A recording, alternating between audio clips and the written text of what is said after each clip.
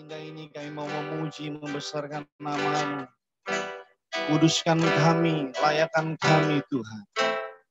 Pagi yang indah ini kami ingin berjumpa secara pribadi dengan Engkau Tuhan. Di dalam nama Yesus.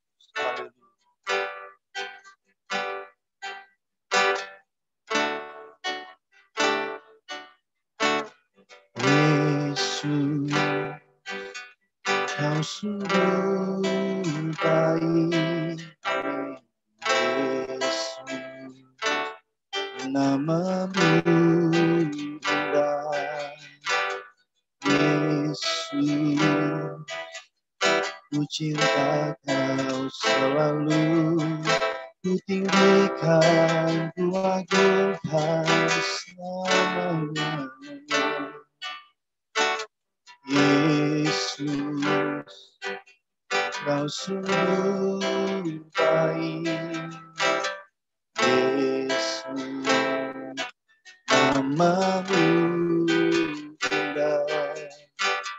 Yesus, ku cinta Kau selalu, ku tinggikan, ku agungkan selamanya. Ku mau memuji-Mu, ku selalu puji-Mu.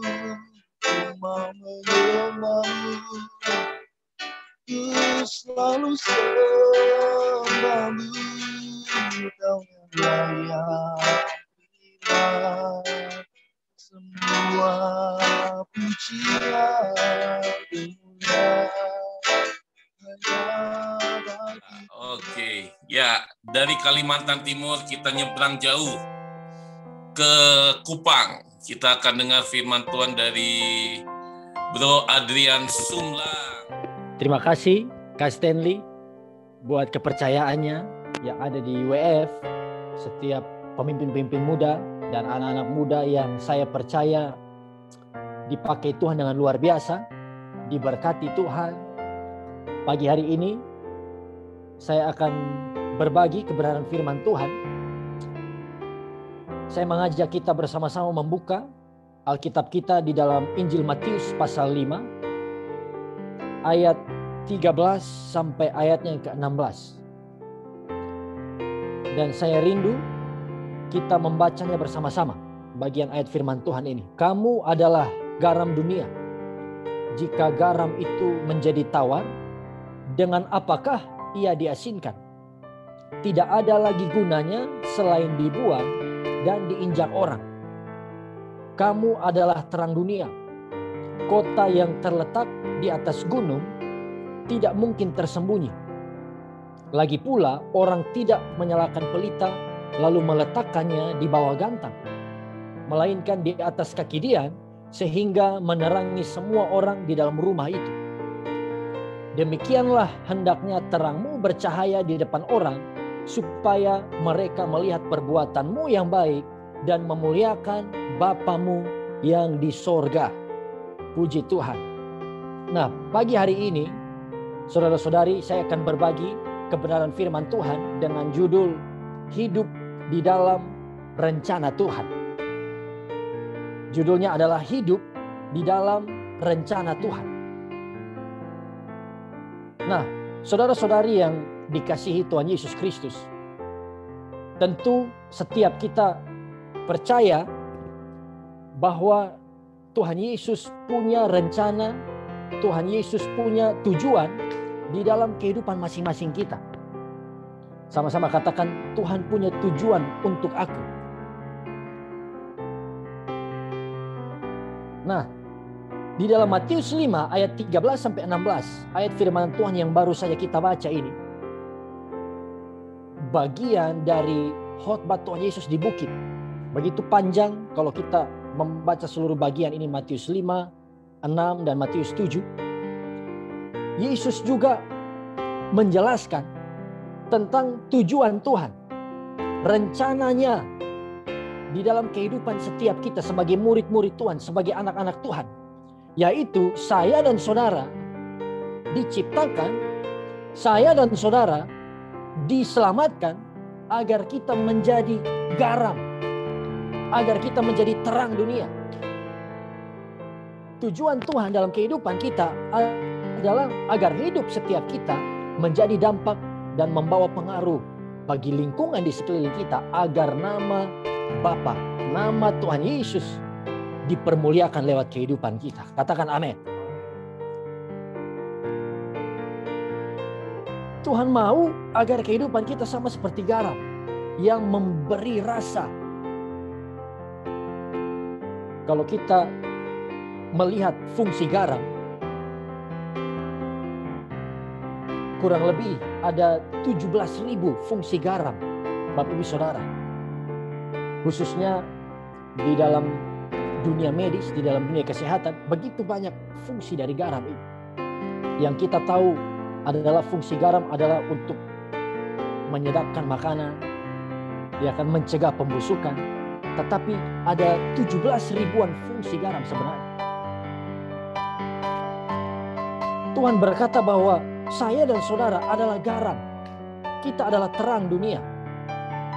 Kehadiran kita seharusnya membawa pengaruh, membawa dampak bagi lingkungan di sekeliling kita. Perhatikan ini. Tujuannya apa? Tujuannya agar nama Tuhan yang dipermuliakan. Amin. Waktu kita melakukan bagian kita, waktu kita menjadi anak Tuhan yang berdampak, bukan untuk diri kita, tetapi agar Tuhan Yesus yang dipermuliakan.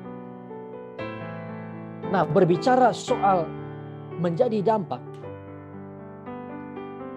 seperti tema firman Tuhan ini, tadi saya katakan tema firman Tuhan adalah hidup di dalam rencana Tuhan.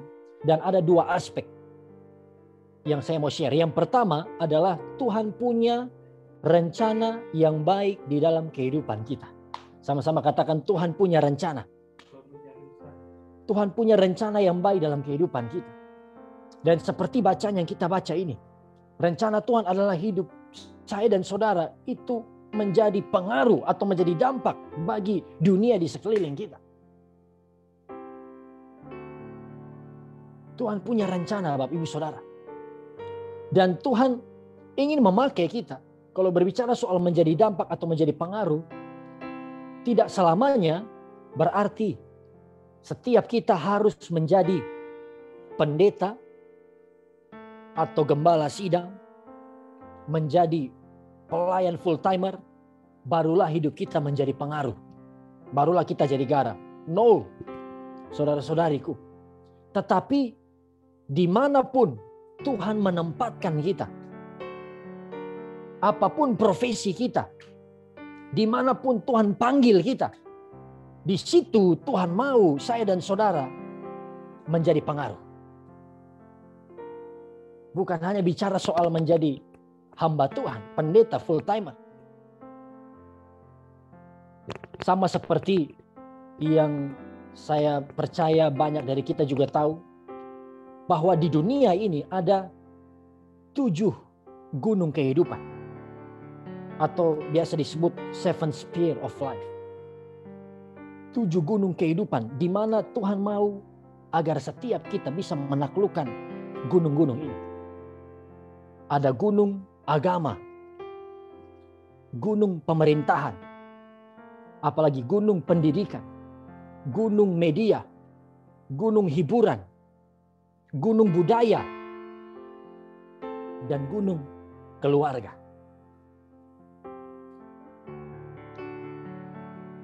Nah, sebagai anak-anak Tuhan, saudara-saudara, Tuhan mau kita menaklukkan gunung-gunung ini. Tuhan berikan bagi setiap kita talenta dan kemampuan yang berbeda-beda. Katakan talenta. Ya kan? Tuhan memberikan passion. Tuhan berikan kemampuan yang berbeda-beda di antara setiap kita. Ada orang, saudara, yang jago dalam public speaking. Ada orang-orang itu yang pintar berbicara. Iya kan? Apabila mereka menyusun kata, kalimat, berbicara di depan publik. Begitu perfect, keren. Orang-orang yang mendengarkan dia berbicara terkagum-kagum. Iya kan? Sampai-sampai ada yang buat lelucon. Wah, kalau orang yang seperti ini, dia waktu lahir mulutnya yang keluar duluan. Makanya hebat sekali dia kalau bicara. Saya tidak tahu apa ada juga di sini seperti itu. Tapi seharusnya kalau kita hamba-hamba Tuhan harus hebat bicara dan harus hebat lakukan firman juga. Amin, puji Tuhan. Nah, tetapi ada orang tertentu, saudara, yang kalau disuruh maju ke depan, bahkan untuk berdoa saja di depan gereja, begitu dia berdiri di depan, bukan mulutnya yang bergerak, lututnya yang bergerak, tangannya yang bergerak tiba-tiba, ya kan? Karena gugup, karena tidak bisa bicara di depan umum. Ada orang, saudara, yang kalau menyanyi, tidak ada satupun nada yang meleset. Bahkan kalau bisa 7 oktav pun dia raih, luar biasa. Seperti saudara Daryl tadi menyanyi dengan begitu luar biasa. Tetapi Bapak Ibu Saudara, ada orang, iya kan, yang mereka bilang bernafas saja fals. Jangankan bernafas, baru buka mata saja udah fals. Nah ini kan berbahaya. Kalau sudah seperti itu tidak bisa jadi worship leader. Cukup menjadi asyar di gereja dan lain sebagainya. Tuhan berikan kita talenta, kemampuan yang berbeda-beda. Artinya tidak semua kita harus sama. Menjadi seperti Pastor Stanley Saruinsong yang luar biasa. Haleluya. Menjadi seperti Pastor Philip Mantova. Pastor siapa lagi? Eman Pitanuki. Tetapi dimanapun Tuhan tempatkan kita, disitulah Tuhan mau kita menjadi pengaruh, menjadi dampak. Katakan amin. Nah ini yang pertama. Secara cepat. Yang pertama bahwa Tuhan punya rencana. Oh kalau Pastor Yohanes itu luar biasa. Saya percaya 24 oktav bisa sampai. Puji Tuhan. Nah, yang pertama adalah Tuhan punya rencana. Tuhan punya planning. Tuhan punya visi dalam kehidupan kita. Tidak ada satupun di antara kita yang ada karena kebetulan. Tidak ada satupun di antara kita yang ada karena keinginan orang tua kita. Tetapi Tuhan punya planning. Untuk hari-hari seperti inilah. Amin. Di dalam kitab Esther. Untuk saat-saat seperti inilah. Tuhan menciptakan kita. Tuhan menempatkan kita di posisi kita hari ini. Haleluya. Tapi tidak berhenti di bagian yang pertama ini saja. Tuhan punya rencana luar biasa. Tuhan begitu mengasihi kita. Tuhan ajaib. Tapi ada aspek yang kedua, Bapak Ibu Saudara-saudari yang dikasihi Tuhan, yang harus kita pahami dan kita mengerti, yaitu bicara tentang respon kita terhadap rencana Tuhan. Yang kedua adalah respon dari setiap kita anak-anak Tuhan terhadap rencananya. Karena apa? Rencana Tuhan akan menjadi sia-sia, saudara, kalau kita tidak meresponinya dengan benar. Saudaraku, bukankah kita bersyukur Tuhan sebenarnya bisa bekerja sendiri? Dalam konteks keselamatan, Tuhan bisa bekerja sendiri.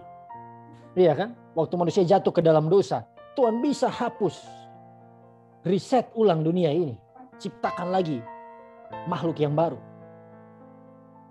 Tuhan bisa bekerja sendiri, tetapi Tuhan memanggil saya dan saudara untuk terlibat di dalam rencana.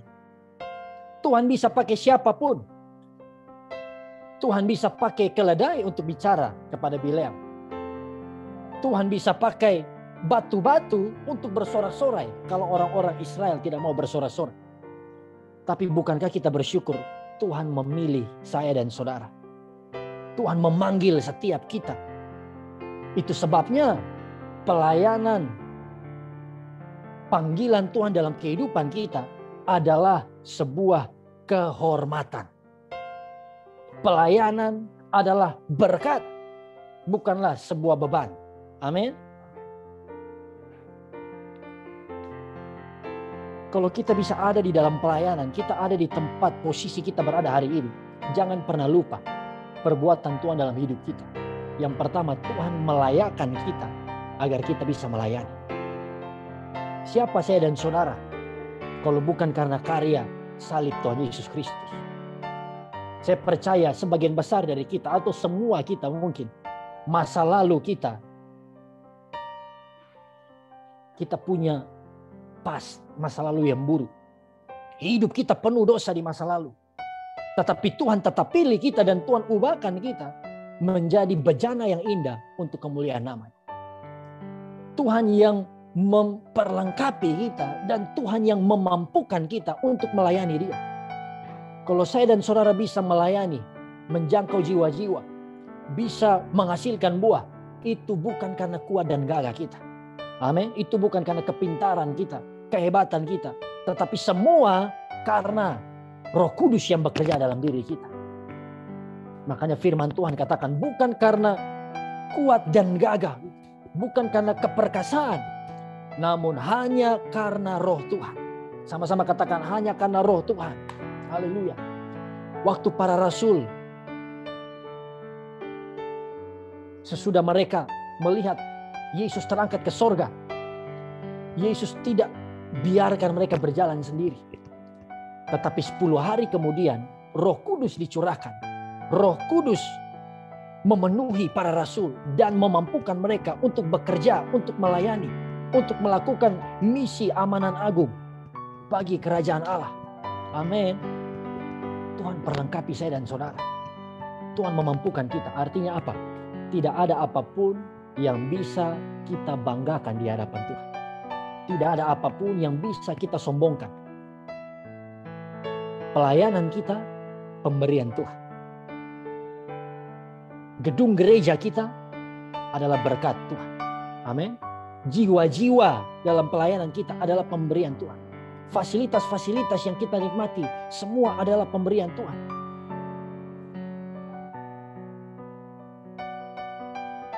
Oleh sebab itu, Bapak Ibu Saudara, kalau kita mengerti ini, seharusnya tidak ada apapun yang perlu kita takutkan dan kita khawatirkan. Amin. Sebagai hamba-hamba Allah, sebagai anak-anak Tuhan, khususnya di tengah-tengah pandemi ini, tidak ada apapun yang perlu kita takutkan, kita khawatirkan. Bagaimana dengan gereja kami 10 tahun ke depan? Bagaimana dengan pelayanan saya 20 tahun ke depan di tengah-tengah pandemi ini? Bagaimana dengan, tadi ada komen, jodoh saya? Oh, haleluya. Anak-anak muda tidak usah khawatir. Ya kan? Tuhan akan sediakan jodoh pasangan hidup buat engkau pada waktunya Tuhan. Haleluya. Semua akan indah pada waktunya Tuhan. Bukan waktunya kita. Tidak ada yang perlu kita takutkan. Tidak ada yang perlu kita khawatirkan. Karena apa? Tuhan akan mencukupi. Tuhan akan mencukupkan setiap kebutuhan kita. Haleluya. Apapun yang kita perlukan, Tuhan akan cukupkan. Saya dapat sebuah kalimat yang memberkati saya. Kalimatnya seperti ini. God's word done in God's way never lack God's supplies. Pekerjaan Tuhan yang dikerjakan dengan cara Tuhan tidak akan pernah kekurangan persediaan dari Tuhan. Haleluya. Perhatikan ini.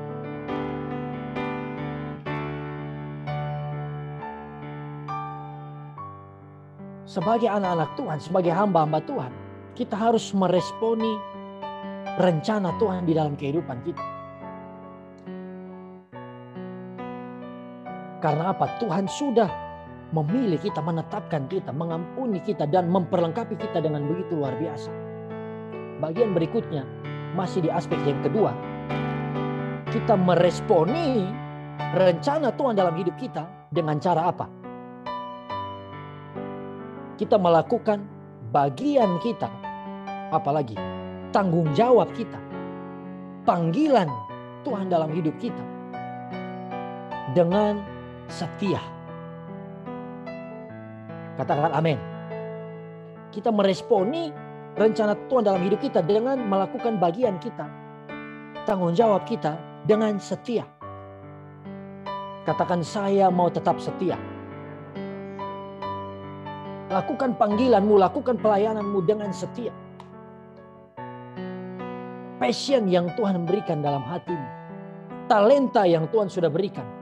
Kasih karunia yang Tuhan nyatakan itu. Kembangkan itu. Sama seperti tulisan di dalam 1 Petrus 4 ayat 10. Layanilah seorang akan yang lain sesuai dengan karunia yang telah diperoleh tiap-tiap orang sebagai pengurus yang baik dari kasih karunia Allah. Kita meresponi rencana Tuhan yang besar dalam hidup kita dengan cara jadilah pengurus yang baik dari kasih karunia Tuhan. Jangan pernah cepat puas dengan apa yang kau sudah capai. Karena apa?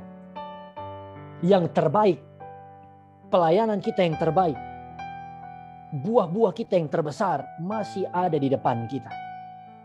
Seperti judul album GMB lama, kalau generasi-generasi old pasti tahu judul album ini. The best is yet to come. Yang terbaik masih ada di depan-depan kita. Tetapi sekarang kan semuanya terbatas. Di tengah-tengah pandemi ini bagaimana saya bisa menghasilkan buah, saya bisa melakukan pelayanan seperti sebelum pandemi. Saudaraku, dengar baik. Tuhan kita tidak terbatas oleh apapun. Amin. Tuhan kita tidak terbatas ruang dan waktu. Kalau kita berjalan mau meresponi rencana Tuhan, Tuhan pasti akan memberkati kita. Mengapa saya dan saudara harus tetap setia, lakukan bagian kita? Mengapa kita harus terus menjadi setia, faithful di dalam tugas dan tanggung jawab kita? Karena saudara-saudara, tantangan kita, ujian di dalam hidup dan pelayanan kita akan semakin bertambah. Ujian, tantangan di dalam hidup kita akan semakin besar seiring dengan pertumbuhan iman kita. Ya kan? Ujian dari anak SMA itu berbeda dengan ujian anak SD. Disertasi dari seorang calon doktor berbeda dengan skripsi dari calon sarjana. Semakin tinggi level iman kita, semakin besar tantangan ujian. Tetapi saya sering sekali katakan kepada jemaat Tuhan bahwa apapun tantangan kita, apapun masalah kita, dengar baik. Semakin besar masalah kita, semakin besar tantangan kita, semakin besar pergumulan kita, maka semakin besar pula kemuliaan dan pertolongan Tuhan yang akan kita alami dalam hidup kita. Katakan amin. Haleluya. Pastinya berat, khususnya kita sebagai hamba-hamba Tuhan. Iya kan, gembala-gembala sidang. Waktu kita lakukan pelayanan dengan setia, waktu kita lakukan bagian kita di gereja kita sebagai gembala, sebagai koordinator youth, koordinator rayon dan lain sebagainya. Khususnya sebagai gembala, waktu kita melakukan bagian kita dengan setia, lalu tiba-tiba ada jemaat, iya kan, penyokong dana terbesar di gerejamu, jemaat yang engkau muridkan dari dia masih nol, lalu ketika dia sudah berhasil pindah gereja, dia lupakan engkau. Nah, ini berat.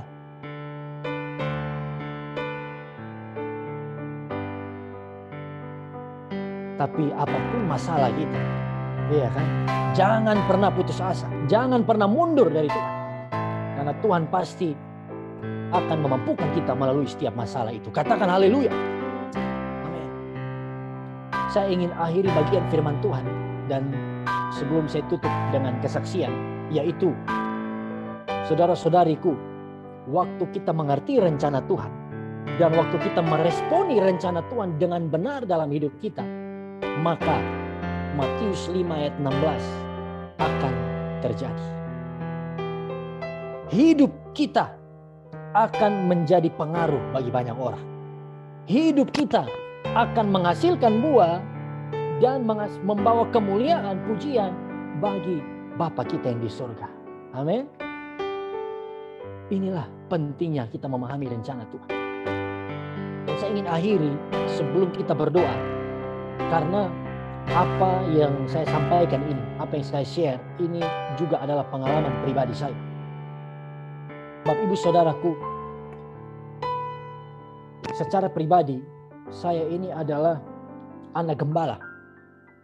Lahir, bertumbuh di keluarga hamba Tuhan, lingkungan rohani.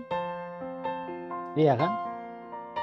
Saya sejak kecil aktif di dalam pelayanan, melayani baik di gedung gereja, di pastori, karena kalau anak-anak gembala di sini pasti tahu kita itu dituntut untuk bisa melayani dari jadi kuli bangunan sampai di mimbar untuk khotbah, itu harus bisa. Nah, di sisi lain waktu saya bertumbuh sebagai anak gembala, aktif di gereja melayani Tuhan, tetapi hidup di dalam dosa, terjebak pergaulan bebas, hobi dengan alkohol, rokok, dan lain sebagainya. Saya terus hidup di dalam dosa, terus menerus bertahun-tahun. Tetapi saya mengingat bagaimana Tuhan memproses hidup saya. Saya mengalami perjumpaan pribadi dengan Tuhan yang membuat kehidupan saya berubah. Dan Tuhan proses saya itu tidak instan, tetapi cukup lama. Yang Tuhan ajarkan adalah ketika saya alami perjumpaan dengan Tuhan, Tuhan membuat saya sadar bahwa saya memang berdosa. Hidup saya sangat hancur. Saya hidup dalam kegelapan. Tapi kasih karunia, anugerah Tuhan lebih besar dari setiap dosa saya. Saya masih dikasihi, saya masih dicintai, dan Tuhan masih menerima saya apa adanya. Itu membuat ada damai sejahtera yang besar. Itu membuat saya benar-benar mengalami Tuhan Yesus Kristus dalam kehidupan saya. Sehingga pada tahun 2011 saya ambil komitmen untuk sekolah Alkitab. Saya ambil komitmen untuk melayani Tuhan. Dan Bapak Ibu Saudara, sesudah keluar sekolah Alkitab, waktu ada di dalam pelayanan di Kupang di NTT, saya diberi passion oleh Tuhan untuk pelayanan multimedia. Saya diberi passion untuk pelayanan multimedia, video editing, pemanfaatan sosial media untuk pelayanan. Dan saya mau terus belajar, coba-coba sambil berdoa, menggunakan apapun yang saya punya untuk menjangkau jiwa-jiwa melalui sosial media. Dan puji Tuhan, Bapak Ibu Saudara, pada awal tahun 2020, saya percaya ini bukan sebuah kebetulan, tetapi waktu itu ada acara Komisi Pusat Remaja bersama dengan Komisi Daerah Pemuda Remaja Organisasi Gereja kami GPDI seluruh Indonesia di Surabaya. Dan saya bertemu dengan seorang hamba Tuhan yang mungkin saudara-saudari tidak kenal, yaitu Kak Doni Sarwinsong di Surabaya. Lalu Kak Doni ini mengusulkan pada saya untuk memanfaatkan halaman Facebook pada Januari 2020. Lalu saya katakan, saya ada halaman Facebook. Saya ada halaman Facebook, ya ada 300-an followers, puji Tuhan. Adalah. Lalu saya digerakkan Tuhan, saudara. Dari Januari, Februari, Maret itu, 2 bulan itu, untuk posting dan manfaatkan halaman Facebook ini. Buat video, share. Bahkan saya juga digerakkan untuk boost, untuk membayar lebih untuk bisa menjangkau banyak orang. Dan saya tidak pernah tahu, dan saya percaya ini adalah sebuah rencana Tuhan, bukan sebuah kebetulan. Karena kita tahu bahwa Januari awal, Februari, COVID-19 menyebar. Lalu pertengahan Maret di daerah kami, di NTT, PSBB. Lalu di bulan April, saya bersama dengan istri memulai pelayanan live streaming, April 2020. Dan saya tidak tahu apa yang menjadi penyebabnya juga, tetapi kemungkinan juga karena WFH dan juga PSBB, jadi banyak orang yang lebih aktif di sosial media, sehingga live streaming kami menjadi booming dan banyak orang yang bergabung sejak hari pertama terus menerus sampai hari ini. Saudara-saudari, saya ini orangnya dulu pemalu. Tidak bisa bicara di depan umum. Itu dulu. Ya kan? Tapi bukan berarti sekarang tidak ada urat malu lagi ya. Masih mengerti juga. Saya dulu orangnya ini, saudara, tidak berani bicara di depan umum. Tetapi dari 2020 sampai hari ini melalui live streaming di Facebook, kami menjangkau jutaan orang, haleluya, karena anugerah Tuhan. Dan rata-rata yang mengikuti live streaming doa malam bersama kami sekarang di Facebook setiap hari, setiap malam, itu 1.000 orang di live-nya. Sesudah live, yang nonton rekamannya tentu bertambah lagi. Saya melihat bahwa Tuhan meneguhkan panggilannya, rencananya yang ajaib dalam kehidupan kami. Dan ini bukan hanya bicara tentang views, 1.000 views atau berapa ribu views. Tetapi kami melihat, kami menerima kesaksian-kesaksian dari orang-orang yang berjumpa dengan Yesus, kaum Kedar yang sama sekali tidak kenal Yesus, tapi melalui Facebook, mungkin secara kebetulan mereka klik-klik link live streaming kami. Tapi mereka alami jamahan Tuhan karena firman Tuhan tidak pernah kembali dengan sia-sia. Amin. Waktu mereka ikuti di live streaming, saudara, ada begitu banyak saudara-saudari kita, kaum Kedar, yang menerima Yesus. Saya mengadakan Zoom meeting, mendoakan mereka, dan saya dorong mereka, cari gereja lokal terdekat dari rumah mereka. Beri dirimu dibaptis oleh hamba Tuhan di daerahmu. Aktif di gereja itu. Ikut pemuritannya. Dan puji Tuhan, jiwa-jiwa diselamatkan. Yang sakit alami kesembuhan. Amin. Beberapa ibu yang dalam keadaan pendarahan mereka stop. Bukan sesudah live streaming. Di pertengahan live streaming waktu mereka berdoa, sakit mereka disembuhkan. Haleluya. Dan inilah yang saya alami. Tuhan punya rencana dalam hidup saya. Tuhan sudah ampuni. Tuhan sudah perlengkapi. Dan saya tidak mau berhenti di situ. Saya harus meresponi rencana Tuhan. Saya harus meresponi panggilan Tuhan. Pakai apa talenta yang Tuhan berikan dalam kehidupan saya. Dan dengan demikian hari ini, banyak orang yang menerima Yesus. Banyak orang yang mengenal Yesus. Dan nama Tuhan yang dipuji, dipermuliakan. Puji Tuhan. Saya kembalikan buat Kak Stanley. Tuhan Yesus memberkati.